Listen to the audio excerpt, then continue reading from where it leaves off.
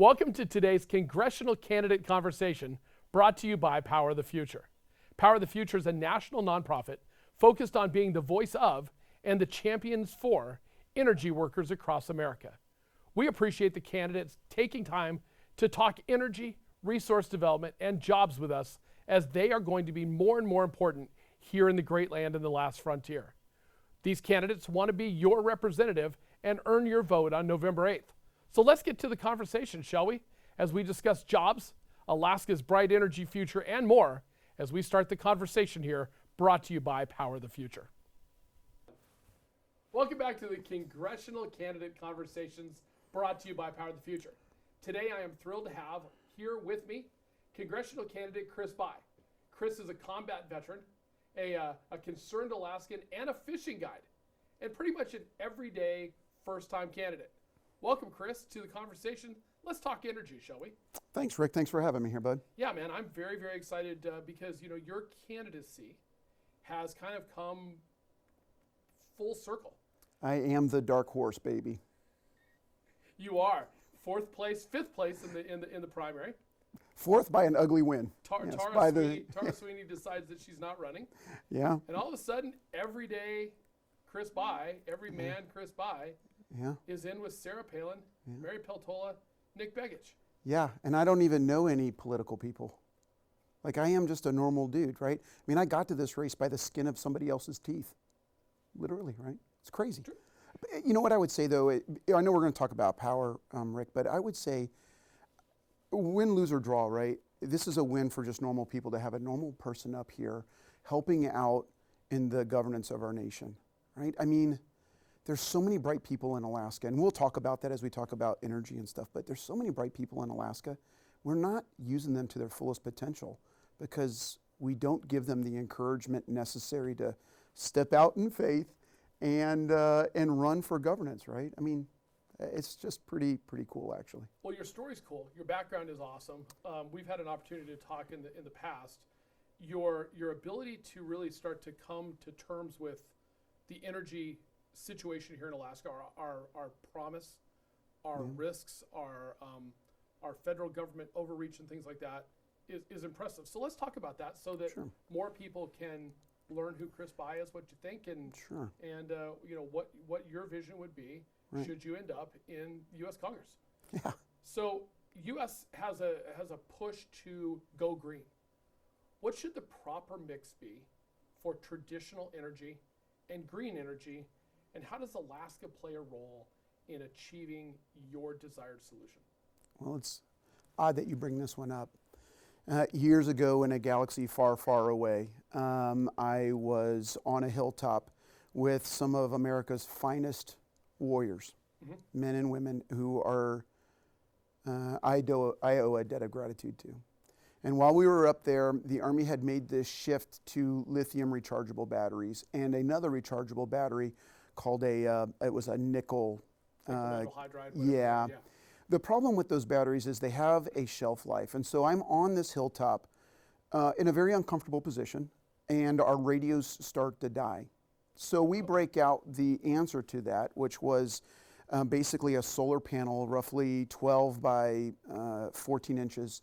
And we start feverishly trying to charge batteries with a 5-watt solar panel, right? I mean, the outcome was poor. So what we ended up having to do was do some soldier engineering, and we managed to get one radio up and operational because all of the batteries failed because of temperature. Okay. Not unlike some of the EVs that we have come up here to Alaska. Sure. And so I've got a pretty unique perspective on that.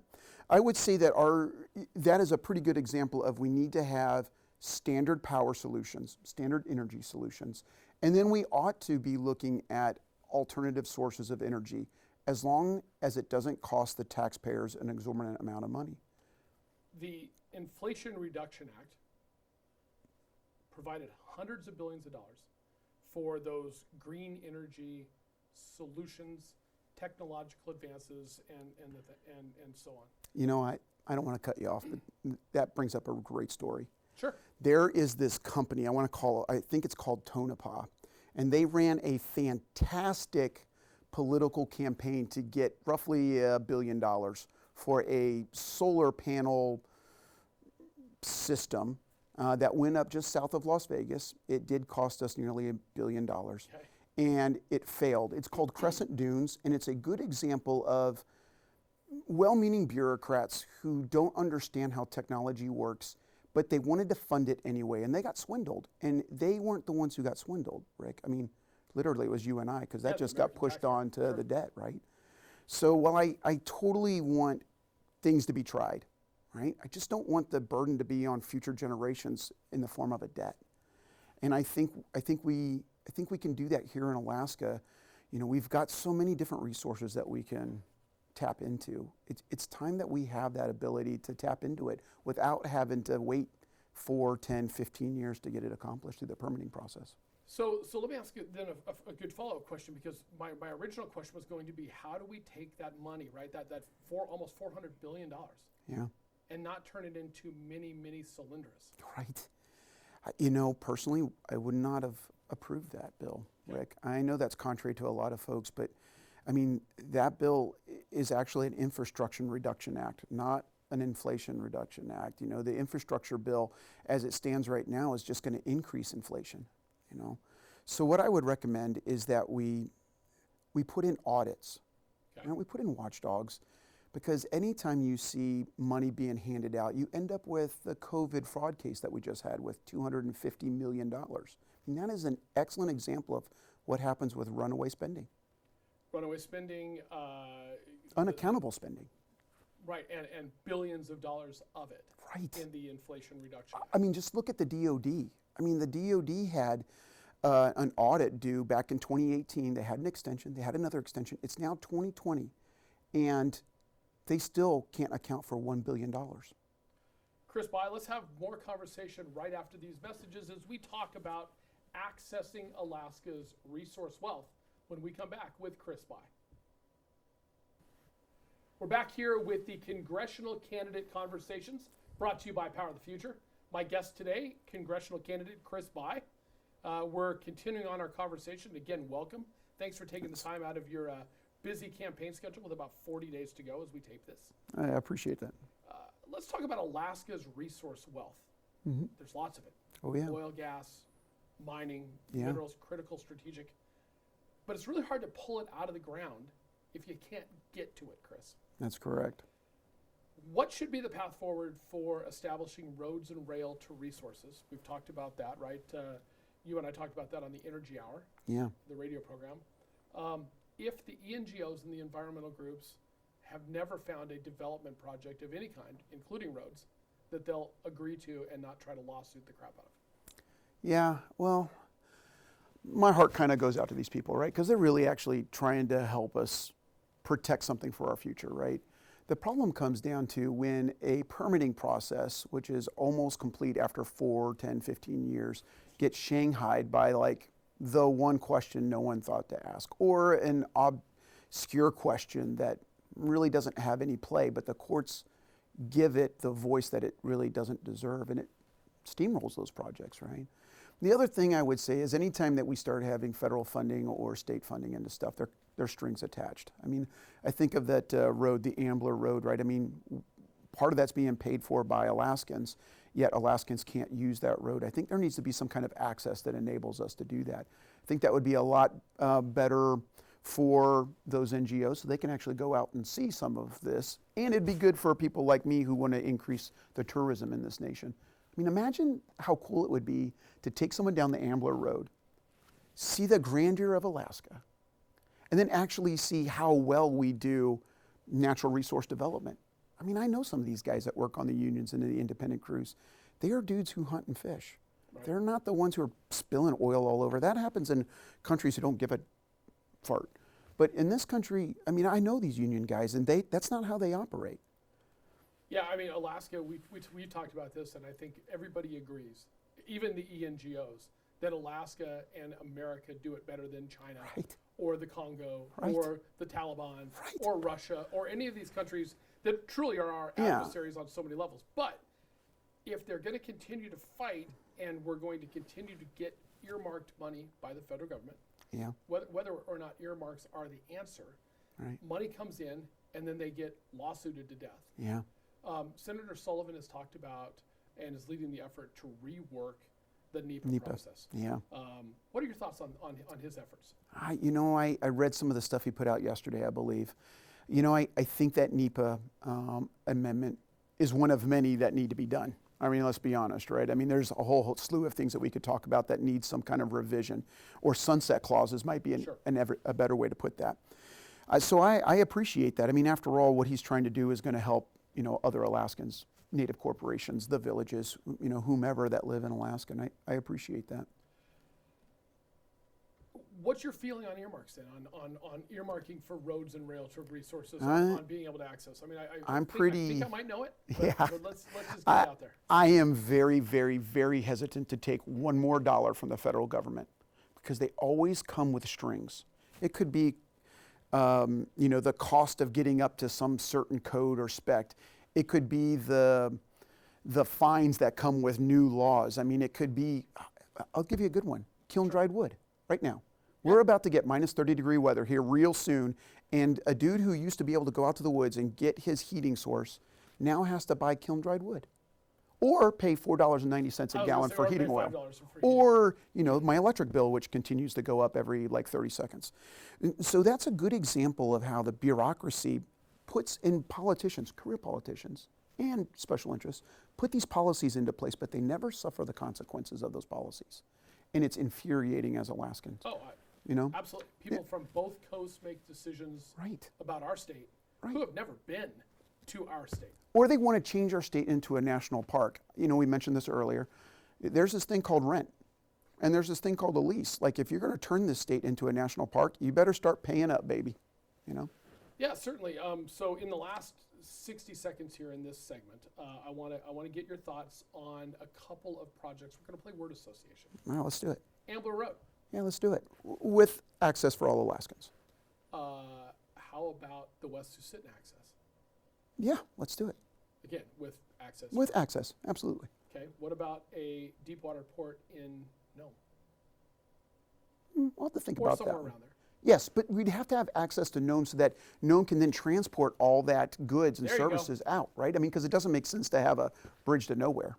I think we have one of those already. We'll have more discussion about getting resources out of Alaska here as we continue the conversation. I'm with Chris By, fishing guide, combat vet, and he wants to be your next U.S. Congressman. Make sure that you learn more about Chris and vote for whoever you're going to vote for on November 8th. We're going to be back with more from Chris and Power of the Future after these messages. Continuing our conversation brought to you by Power of the Future with congressional candidates today. My guest is Chris By, combat veteran, fishing guide. By the end of the conversation, we're going to let you kind of give your closing speech and tell everybody how to get a hold of you. Cool. But before that, I want to talk about oil and gas and minerals and how they make up really the fabric of Alaska, our history, and our future. Oh, absolutely. Let's start with oil and gas, shall we? Sure. What's your stance on continued development, right? Because you hear all the time, go fossil fuel free, just transition away from fossil fuels. What's your take on continued development of oil and gas from both the North Slope and Cook Inlet, our two major producing areas? Oh, that's pretty easy, Rick. I mean, we need to continue. It's the cornerstone for this state. I mean, if you're a teacher or a university professor, you are literally paid for by the natural resource development of the state. And we need to take that into account. Now, does that mean we give them free rein? No. I'm not into crony capitalism. I honestly think that the government plays a bigger role in who's the winner and who's the loser, and it should be us as the consumer who's figuring that out and not the federal government. That's a great segue then into the next question that I have for you, which is there's a worldwide shortage of LNG. Whether it's Nord Stream 1, Nord Stream 2 affecting Germany and the rest of Europe, whether it's decisions by FERC and others, state governments to deny pipelines in the northeast section of the country, in New England. What you have is 4, 5, 6, 10, 20 times higher heating bills this winter than just 2 short winters ago or a short winter ago. Yeah. The North Slope has 270 plus trillion cubic feet of stranded natural gas. That's right. You get to Congress, how do you help get that to market? Man, you know, it goes back to what we mentioned earlier. When bureaucrats and career politicians and non-governmental organizations get involved, but they don't suffer the consequences of their policy decision making, it puts a ripple that's felt by me, Sure. right? Those career politicians don't feel that, but you darn sure I do. And so do all my neighbors, And so do I. right? You know, and it doesn't just stop at the heating of my house, right? I'm not, you know, I can see the forest for the trees. It also interferes with tourism. You know, as a fishing guide, I'm reliant upon people taking this thing called an airplane and flying here, or this thing called a cruise ship and getting here, right? And without that ability, no one has the ability to visit our sweet state, right? And so I'm pretty open to this. Now, I do think there needs to be some environmental sustainability added to this, right? Because we want to leave this place better than we found it for our, you know, future generations. So yeah, I'm a pretty big supporter of it. I would like to see it minimally impacted, though, right? I mean, if we can do horizontal drilling, why would we not do that? Okay, so you have this trillions of cubic feet of stranded gas. Yeah. Is it a major LNG pipeline like was proposed, you know, that is being proposed by AK LNG? Is it a project like KELAC where they would take it by tanker from, you know, Point Thompson and others on the North Slope? What's the Chris Buy solution that you would push in Congress? There's two things I would do. Sure. Okay. One, the failed governor that we had previously, Mr. Walker, whom I voted for, by the way, because he told me he was going to build a pipeline from North Slope down to Fairbanks to heat our homes. And he failed us on that. Not only did he fail us, he gave it away to some other country. I mean, you got to be kidding me, right? You know, the other thing I would say, Rick, is sometimes we have to look a little bit outside our current technology box. Maybe the answer is we build a energy plant up on the slope and we only pipe that gas to that plant, and then we use high voltage wires like we do anywhere else, like from Healy to Fairbanks or from Sao Paulo, Brazil out to Rio de Janeiro, and they use those to transmit juice. We could do the same thing. We could get it to Huslia, then get it down to Galena and up and down the Yukon River Valley. Sure. So aside from, excuse me, that project, aside from oil and gas, when you hear the words fossil-free future, and you would be inundated by those groups, well-funded groups, hundreds of millions of dollars a year being spent across the nation to transition America to a fossil future-free world. Yeah, it's a glorious world. I don't know if you know that or not. It is glorious. You know what I would do on that one is, this is not on taxpayer money. I would somehow find me a Tesla or some other electric vehicle, maybe a Chevy Volt, and I would deposit it here in Fairbanks. Okay. And then I would invite them on a car ride, and I would pick the time where you can see the northern lights best, right? Maybe January timeframe. And we'd go for a road trip. And I would turn the heat up, because they're going to need it. They're not from Alaska. Right. I would make sure to have them some gloves and some warm apparel, because that car's going to die. Quickly. It's just going to die. Quickly. Right? And so that's how we do this. We just simply demonstrate the lack of feasibility in those technologies currently. Maybe in the future they'll get better. I don't know.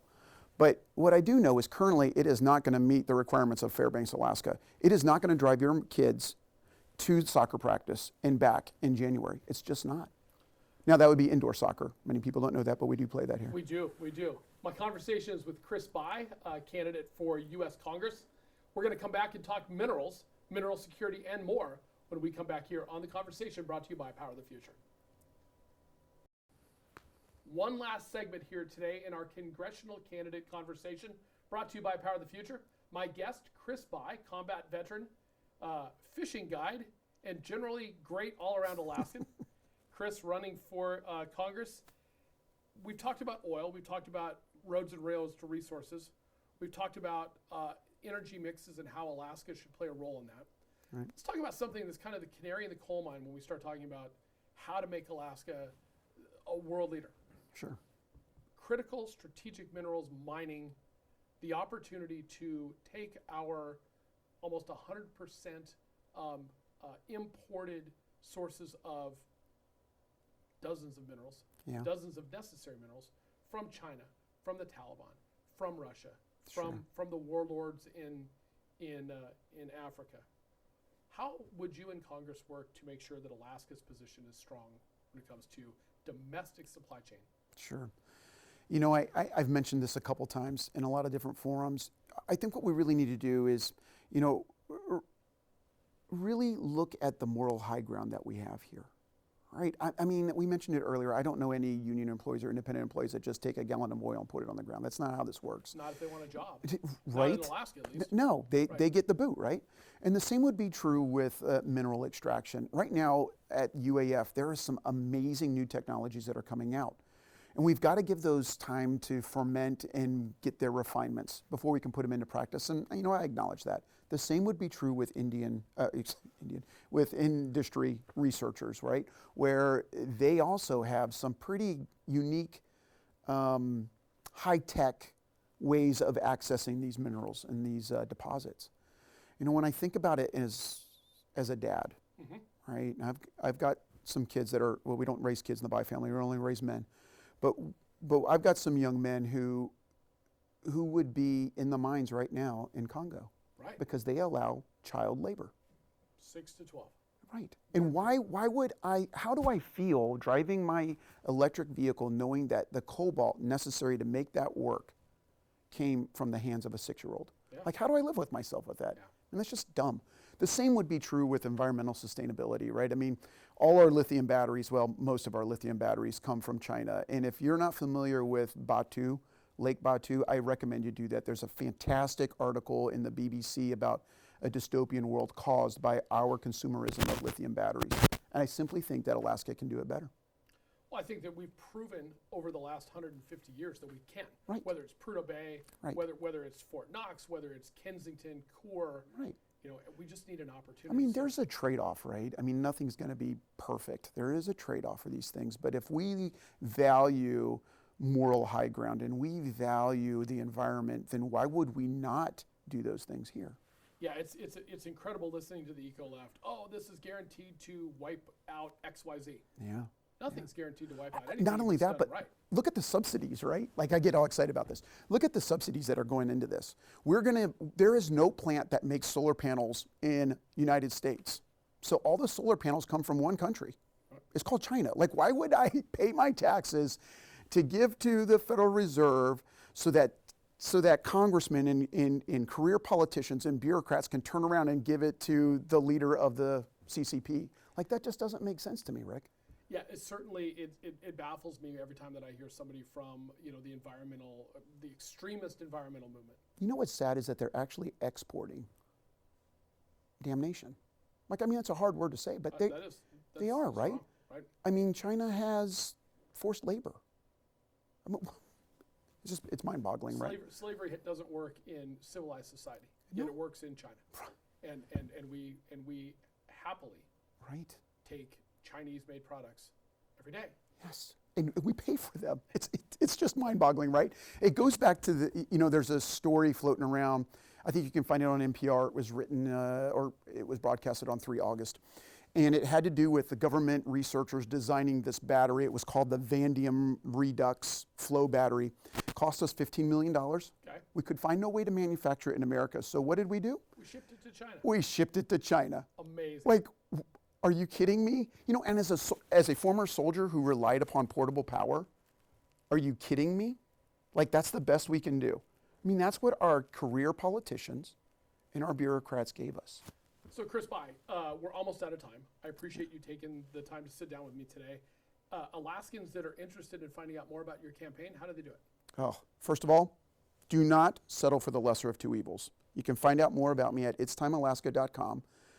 You know, I can be reached on Facebook. I think it's like the next Alaskan congressman or something silly like that. Look, I'm not a polished politician, Rick, right? I mean, you've known me for a while now. I literally am a fishing guide. And if we're relying on a fishing guide to come up with brilliancy, like, we're in the world of hurt. That's what's cool about my campaign. We are actually asking people who are subject matter experts to help come up with solutions, not platitudes, but actual real solutions. And it doesn't matter if it's discussing energy or fisheries management or childcare. Like, there are some really amazing people in this state who are far smarter about this stuff than I am, and I'm willing to admit it. What's cool is that I want them to help me, right? it's not about crisp pie, it's about making sure Alaska does better. And with that, we're going to be out of time. I appreciate Chris's time. I appreciate you tuning in. And make sure you catch all 4 of our candidate congressional conversations here, brought to you by Power of the Future.